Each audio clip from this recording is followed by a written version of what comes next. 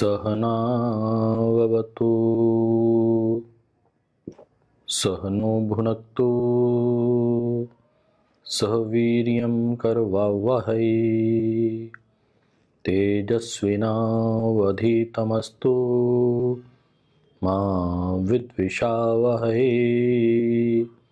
ओम शांति शांति शांति।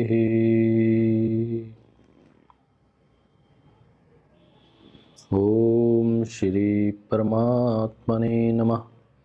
ओम श्री गुरुभ्यो नमः। ओम सर्वेभ्यो नमः। दोस्तों मित्रों, आज के इस पावन विजयदशमी के पर्व पर सर्वप्रथम मैं आपको हार्दिक मंगल कामनाएं और बधाई प्रेषित करता हूं। विजयदशमी का यह पावन पर्व आपके जीवन में मंगल विजय लेकर आए। जिन जिन उद्देश्यों को लेकर, पावन मंगल कामनाओं को लेकर आप अपने जीवन में अग्रसर हो रहे हैं, समाज राष्ट्र के निर्माण के लिए, योग सेवा के लिए आप आगे बढ़ रहे हैं, उन सभी कार्यों में आप स्वस्थ आरोग्य को प्राप्त करते हुए, निरोग रहते हुए सफल हों, विजयश्री को प्राप्त करें, ऐसी मंगल कामनाएं संपूर्ण पतंजलि परिवार की ओर से आपको करते हैं। सफलता और विजय का इतिहास, रामायण इसके प्रति बिल्कुल सजगता के साथ अपनी बात कहती है। आज के इस पावन अवसर पर मर्यादा पुरुषोत्तम भगवान श्री राम, उनके जीवन चरित्र को अपने जीवन में अपनाने का हम संकल्प लें। वाल्मीकि रामायण में एक संदर्भ आता है कि विजय हो चुकी है, रावण रूपी अहंकार की हार हो चुकी है,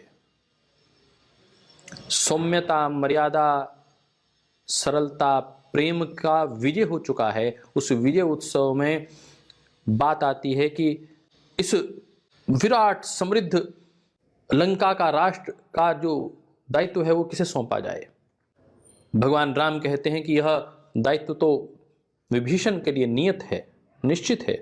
विभीषण कहते हैं ना, मैं संपूर्ण परिवार की इस व्यथा को, स्थिति को देखकर मेरा मन अति व्याकुल है और मैं करुणा से भरा हुआ हूँ।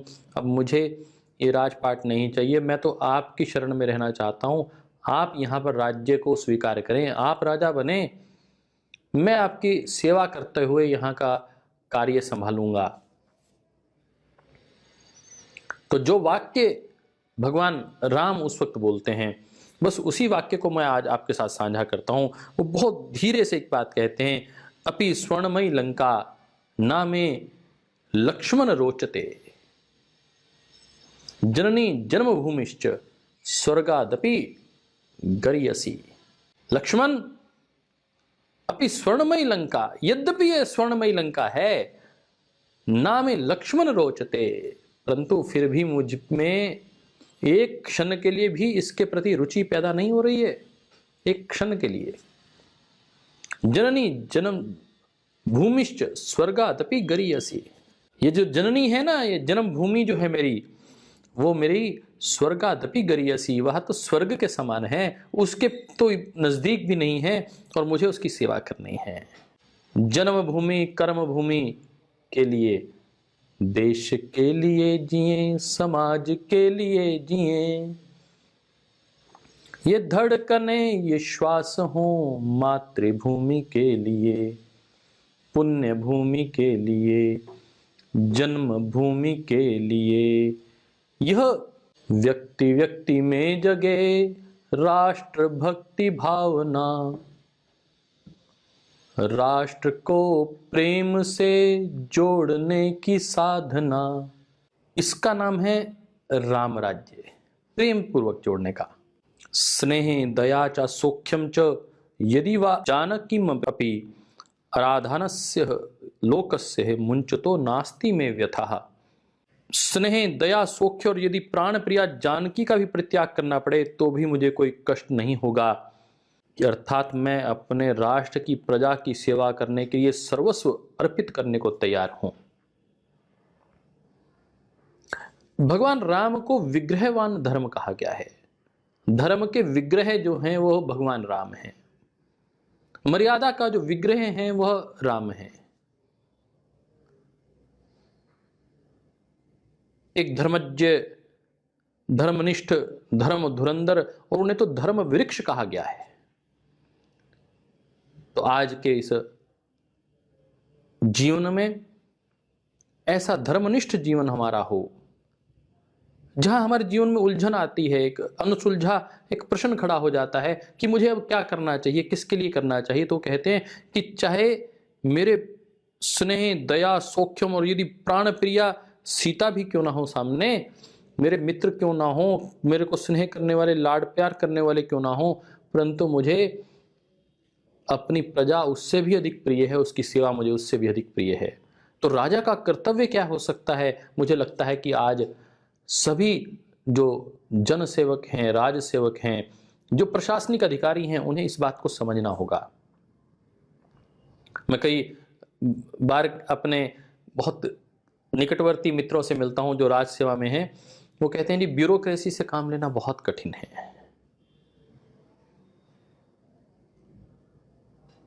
अंग्रेजी मानसिकता इतनी छाई हुई है कि वह राष्ट्र के विषय में, राष्ट्र की संस्कृति, राष्ट्र के गौरव को समझने के लिए तैयार ही नहीं है। उनको एक संदेश भगवान राम कहते हैं कि अपि स्वर्णमयी लंका नामे रोचते लक्ष्मण, नामे लक्ष्मण रोचते। और हम पाश्चात्य संस्कृति के पीछे इस प्रकार दौड़ते चले जाते हैं कि अपनी संस्कृति, अपनी भारतीयता, अपने राष्ट्र को, उसका गौरव वो भी भुला देते हैं। आज के संदर्भ में भगवान राम को ध्यान में रखते हुए हम स्वदेशी के इस भाव को जीवंत करें। यह स्वदेशी का भाव है, यह स्वराष्ट्र का भाव है, यह राष्ट्र प्रेम का भाव है, यह राष्ट्र सेवा का भाव है।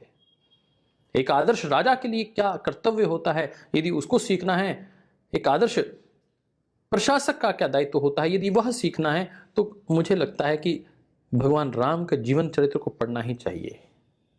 धर्म धुरंधर, धर्म वृक्ष जिस व्यक्तित्व को कहा जाए, ऐसा जीवन चरित्र अपनाओ।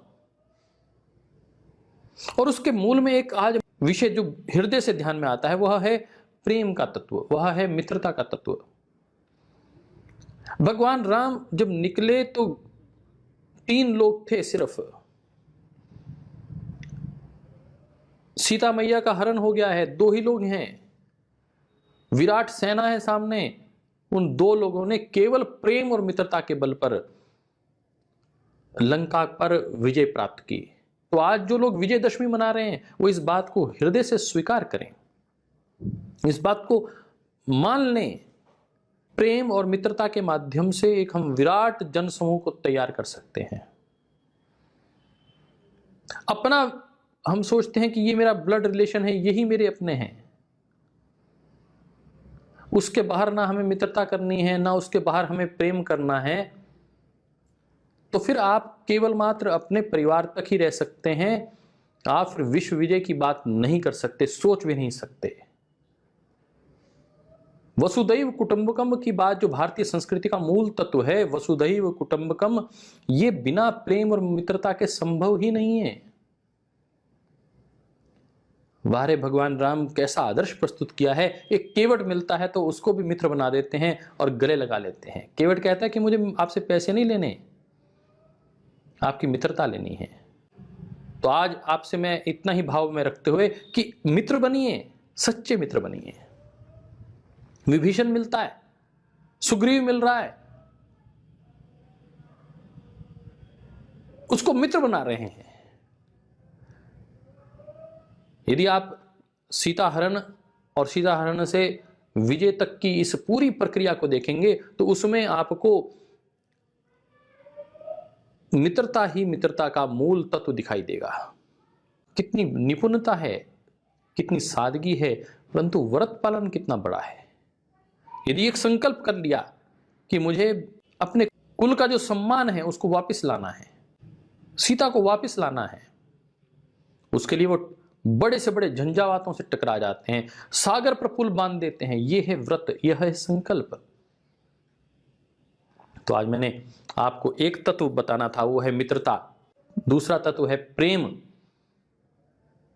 तीसरा तत्व है वह संकल्प, और चौथे तत्व की यदि मैं बात करूं तो वह चौथा तत्व है श्रद्धा। एक एक करके इसके ऊपर हम चर्चा करेंगे। तो मैंने कहा चौथा तत्व क्या है, वह है श्रद्धा। दिखाई देती है हनुमान जी में। श्रद्धा का भाव सीखना हो, भक्ति का, दास्य का भाव सीखना हो, सखा का भाव सीखना हो, तो साहब हनुमान जी से बड़ा व्यक्तित्व आइकन हो ही नहीं सकता। राम दूत अतुलित बल धामा, अंजनी पुत्र पवन सुत नामा। माता पिता से भी पहले राम का दूत कहलाना, यह उनका परिचय है। वो जिसके हो गए फिर कोई प्रश्न चिन्ह नहीं खड़ा कर सकता। लाख तोड़ने की कोशिश की, रावण ने मोह दिया, आपको ये साम्राज्य का ये हिस्सा दे दूंगा, हनुमान तुम यहीं रह जाओ। पता था कि हनुमान विद्वान व्यक्ति है, पता था कि वह साहसी व्यक्ति है। उस व्यक्तित्व को खरीदने का प्रयास किया गया रावण के द्वारा, परंतु उन्होंने निष्ठा को बिकने नहीं दिया, श्रद्धा को बिकने नहीं दिया। इस बात को आप लोग हृदय से स्वीकार करेंगे। आपके सामने भी प्रलोभन आएंगे, अनेक विचारधारा के लोग आपको अलग अलग तरीके से मोड़ने की कोशिश करेंगे, तोड़ने की कोशिश करेंगे, परंतु आपके भीतर वह उज्जवल उत्कट विचार बना रहना चाहिए। बस इतना ही है कि निमन चेतना से उच्च चेतना की ओर हमें अग्रसर होना है। और निमन चेतना क्या है? हम कोई बात हो जाती है, किसी ने कुछ हल्का सा, अपने परिवार के व्यक्ति ने कुछ हल्का सा कुछ बुरा कह दिया, तो हम मन में कटुता और द्वेष रख लेते हैं। वह प्रेम तिरोहित हो जाता है, वह द्वेष फिर शत्रुता में परिवर्तित हो जाता है, वो मित्रता का भाव समाप्त हो जाता है। हम बड़े बड़े संकल्प करते हैं कि हमें ये बनना है, हमें इसको प्राप्त करना है, हम इस लक्ष्य को प्राप्त करके ही रहेंगे, फिर हम उस लक्ष्य को बीच में छोड़ देते हैं, हम विकल्प खोजने लगते हैं। तो जहां विकल्प रहित संकल्प हो, ऐसे संकल्प को हमें धारण करना है। भगवान राम इसके उदाहरण है, विकल्प रहित संकल्प के उदाहरण है। इतनी मुश्किल, इतना कष्ट, ना उधर सीता डगमगा रही है, ना इधर राम डगमगा रहा है, दोनों का संकल्प, दोनों को मैं प्रणाम करना चाहता हूं। सीता मैया भगवती की मूर्ति हैं, वह जगदम्बा, वो दुर्गा की प्रतिमूर्ति हैं, वो हिल नहीं रही हैं। वो सारे राक्षसों के बीच में घिरे होने के बावजूद अपने साहस को नहीं छोड़ती हैं, अपने संकल्प को नहीं छोड़ती हैं, अपने प्रेम को, अपने मित्रता के भाव को नहीं छोड़ती हैं। उन्हें कई कई बार बीच में मन में लग जाता है कि शायद मेरे पति मुझे अब बचाने नहीं आएंगे, मेरे मित्र मेरी रक्षा करने के लिए नहीं आएंगे, परंतु उन सब नकारात्मक विचारों को उन्होंने अपने ऊपर हावी नहीं होने दिया। विचार आए, हमने देखा रामायण के परिदृश्य में भी ये दिखाया गया कि जो बीच में सीरियल्स चले, हमने देखा उसमें दिखाया गया कि सीता के अंदर वो नकारात्मकता के विचार आ रहे थे। लोग, आसपास के लोग वो नकारात्मकता का विचार बार बार उनके मन में, मस्तिष्क में डालने का कुत्सित प्रयास कर रहे थे, परंतु इस सब के बीच में दोस्तों उन्होंने उस सात्विकता के भाव को, प्रेम के भाव को, सकारात्मकता के भाव को छोड़ा नहीं अंतिम क्षणों तक। मुझे नहीं पता कि 2 वर्ष लगे, 3 वर्ष लगे इस सारी प्रक्रिया में, परंतु एक लंबा कालखंड अवश्य था। कोई दिनों में सीता जी को वहां पर वापस आ गई हो ऐसा नहीं था। इतना कालखंड तो था कि व्यक्ति की साहस टूट जाए, इतना कालखंड तो था लगे, नकारात्मकता उसके भीतर आ जाए। भगवान राम के पास भी विकल्प था कि मैं राजा हूं, मेरी पत्नी को ले गया और पता ही नहीं उसका कहां ले गया है, तो अब मैं दूसरी शादी कर लूंगा। उन्होंने इस विकल्प को तिरोहित कर दिया, विकल्प आने ही नहीं दिया। और एक 5वां तत्व मैं आपके साथ जोड़ना चाह रहा हूं, और वह भगवान राम के साथ वह है उपकार का हृदय में धारण करना, उसको कभी विस्मृत नहीं करना। जिसने उपकार किया, यदि विभीषण ने आगे आकर उपकार किया तो भगवान ने उस उपकार को कभी विस्मृत नहीं किया। यदि केवट ने कोई उपकार किया तो उसको विस्मृत नहीं किया। यदि उपकार किया सुग्रीव ने अपनी सेना का साथ देकर, तो सुग्रीव को बाली पर विजय करवाने का, उपकार उतारने का काम भगवान राम ने, लक्ष्मण जी ने मिलकर किया। हम बहुत जल्दी उपकार को छोड़ देते हैं, भूल जाते हैं, विस्मृत कर देते हैं। ये और आप वर्तमान कालखंड में ये सबसे कठिन दौर चल रहा है। जो सबसे कठिनता का भाव है वो यह कि हम बहुत जल्दी अपने उपकारों को विस्मृत कर देते हैं। माता पिता के किए हुए उपकार को, मित्रता के किए हुए उपकार को, अपने गुरुजनों के किए हुए उपकार को हम तिरोहित कर देते हैं, भूल जाते हैं। बहुत जल्दी हम हार मान लेते हैं। मेरा ये ठीक नहीं हुआ, मुझे उनसे कुछ लेना देना नहीं। मेरा ये ठीक नहीं हुआ, मुझे उससे कुछ लेना देना नहीं। मेरा ये बुरा हो गया, उसमें हो सकता है उनका हाथ हो। एक संशय वही व्यक्ति को तोड़ देता है। कितने विशाल हृदय हैं भगवान राम। रावण के भाई को गले लगा लिया, और वास्तविकता में यदि विभीषण उनके साथ नहीं खड़ा होता तो इतनी सरल विजय नहीं हो पाती। पता नहीं क्या क्या खोकर भगवान राम इस विजय को प्राप्त कर पाते। तो प्रेम का तत्व, प्रायों को अपना बना लेना, दुश्मन को भी गले लगा लेना, यह सीखना है तो राम से सीखना होगा। भगवान राम हमें संदेश दे रहे हैं इस विजयदशमी पर कि हमें प्रायों को अपना कैसे बनाना है, और अपनों को यह संकल्प भी दे रहे हैं कि सब कुछ बड़े से बड़ा मोह आ जाए, बहुत बड़ी से बड़ी आपके सामने यदि स्वर्णमयी लंका भी आ जाए तो उसको भी छोड़ दो अपनी जन्मभूमि के लिए, अपनी कर्म भूमि के लिए। और जो एक बार शरणागत हो गया उसकी रक्षा कैसे करनी है, भगवान राम से सीखना होगा। अहिल्या का उद्धार इसका स्पष्ट उदाहरण है। जीवन कैसा हो, प्रमाद रहित हो, तंद्रा रहित हो, विकल्प रहित हो, बुराई रहित हो, अमर्यादा रहित हो, मर्यादा के साथ डिसिप्लिन लाइफ हो, यह संदेश भगवान राम का है। हम सरकारें चाहे जितना मर्जी कानून बना लें, मैं इस बात को 100% डंके की चोट पर कहना चाहता हूं, कानून बनाने से राष्ट्र चल नहीं सकता। राष्ट्र के नागरिकों के अंदर जब तक संस्कार नहीं होंगे, सिविलाइजेशन के संस्कार, एक अच्छा नागरिक बनाने के संस्कार, और वहां आएंगे संस्कृति के माध्यम से। हम संस्कृति के उन गौरव पुरुषों को आज नमन करना चाहते हैं।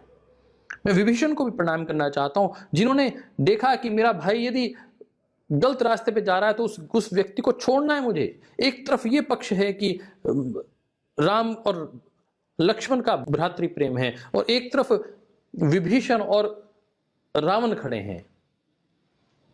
दो भाई हैं, दोनों भाइयों के बीच की एक रेखा है। यहां मर्यादा में खड़ा हुआ भाई है, उसके साथ उसका भाई ताकत से खड़ा है, और यहां उसको लाख समझाता है विभीषण कि नहीं, ये ऐसा करना ठीक नहीं है। जब वो तब भी नहीं संभलता तो उसका साथ छोड़ता है। तो सारा जो वैदिक वांग में है वो धर्म और सत्य पर, प्रेम पर टिका हुआ है। भगवान राम वैदिक परंपरा के आदर्श जीवंत व्यक्तित्व हैं, हमारे गौरव हैं।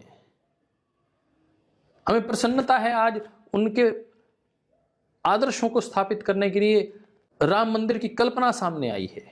हम सुप्रीम कोर्ट का इसके लिए अभिनंदन करना चाहते हैं।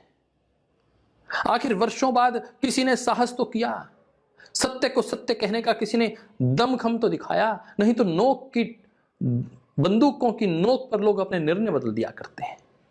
धार्मिक भावनाओं के भड़काने और लॉ एंड ऑर्डर का नाम लेकर लोग निर्णय ही नहीं ले पाते। और मैं ऐसे लोगों को अब आज ब्यूरोक्रेसी के साथ कार्य करते हुए जानता हूं कि बहुत से लोग नकारात्मकता की सोच, सिर्फ इसीलिए कि काम को करना ही नहीं है, सात्विकता के साथ सोचना ही नहीं है। अधिकतर लोगों का यह भाव है कि विकल्प खोजते रहना है, संकल्प को पूर्ण ही नहीं करने देना। इस संकल्प को, जो ये संकल्प लगभग 500 वर्ष से चला आ रहा संकल्प था कि हमें भारत में अपने आदर्श पुरुष के जीवंत उदाहरण को स्थापित करना है, उनके जन्मभूमि पर स्थापित करना है। मैं ज्ञात जन्मभूमि अयोध्या में जब मेरे को जाने का अवसर मिला, मैंने कहा था मेरा छोटा भाई, और उस वक्त तो मैं उस आंदोलन में बहुत कर्मठता से कार्य कर रहा था। किस प्रकार चारों तरफ फोर्स ही फोर्स लगा रखी थी, कितने ही दरवाजों के बीच में से, कितने ही जंगलों के बीच में से निकलकर व्यक्ति को जाना होता था। अर्थात वैमनस्य का, कटुता का भाव बना के रखना, एक निर्णय को टालते रहना, समाज को तोड़कर अपनी राजनीति खेलना, इनसे ऊपर उठना होगा। भगवान राम प्रेम पूर्वक सबको जोड़ने की बात करते हैं। आइए हम भी अपने जीवन में, अपने समाज में श्री राम संसार को जो अभिराम थे, जो शौर्य, वीर्य और पराक्रम के महानायक हैं, जो लाख विपत्ति आने पर भी विचलित नहीं होते हैं, जो अपनों का साथ नहीं छोड़ते हैं, जिसको अपना कह देते हैं, उसको जीवन भर उसका हाथ पकड़ कर रखते हैं। आइए हम भी कुछ वैसा बने, और उसके लिए वह सामने वाले से लड़ना पड़े तो लड़ भी पड़ते हैं। यदि सुग्रीव को अपनी मित्रता का उन्होंने कह दिया कि ये मेरा मित्र है, तो उसको मित्र मान लिया साहब। उसके लिए उसके भाई को भी यदि मारना पड़ा तो मार दिया। आप 3 प्रकार के भाइयों के विषय में आप यहां जानेंगे, भगवान राम के साथ सम्मिश्रण करते हुए मैं कह रहा हूं। उस सारी कथा को यदि हम निचोड़ लें तो एक तरफ राम और लक्ष्मण हैं, एक तरफ सुग्रीव और बाली हैं, और एक तरफ विभीषण और रावण हैं। किसके साथ खड़ा होना, कैसे खड़ा होना, और कैसे अपने जीवन को आहूत कर देना। तो राम जैसा जीवंत व्यक्तित्व हमारे जीवन को प्रकाशित करे, बहुत आवश्यक है। संकल्प की चर्चा की मैंने, प्रेम की चर्चा की, श्रद्धा की चर्चा की, उपकार की चर्चा की, आदर्श मित्र की चर्चा की। तो आइए, मित्रता का जो भाव है वो सबसे बड़ा है। सुग्रीव को उन्होंने मित्र बनाया तो उसके लिए लड़ पड़े, उसको राजपाट दिलवा कर ही माने। हम ऐसे मित्र बने जिसके साथ खड़े हैं, फिर उसके साथ दृढ़ता के साथ खड़े हो जाएं। हम डोलते रहते हैं, कभी इधर और कभी उधर, फिर सामने वाले से अपेक्षा करते हैं कि वो मेरे साथ ठीक से खड़ा रहे, वो मेरा पूरा साथ दे। अरे आप पूरे साथ की बात कर रहे हैं, अपना तो देख लीजिए जीवन, आप दृढ़ता के साथ खड़े हैं कि नहीं खड़े हैं। और जो व्यक्ति आपके साथ दृढ़ता के साथ खड़ा है, मैं आपसे गंभीरता के साथ इस बात को साझा करना चाहूंगा, आप उसके साथ दृढ़ता के साथ खड़े हो जाइए। स्वदेशी का भाव, स्वभाषा का भाव यदि जानना है, स्व संस्कृति के ऊपर अभिमान को अपने जीवन में धारण करना है, तो भगवान राम से बड़ा व्यक्तित्व कोई नहीं हो सकता।